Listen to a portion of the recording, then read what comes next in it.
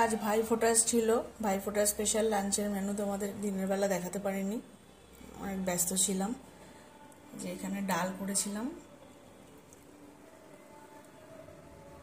এখানে করেছিলাম দই কাতলা, এখানে হয়েছিল চিকেন কষা, এখানে হয়েছিল মাটন,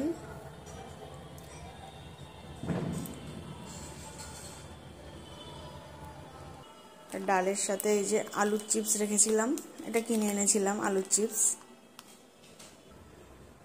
আর এখানে করেছিলাম খেজুর, টমেটো, আমসত্ত্ব, কাজু কিশমিশ দিয়ে চাটনি। আর এখানে হয়েছিল পাঁপড়, আর সাথে তো ভাত ছিলই।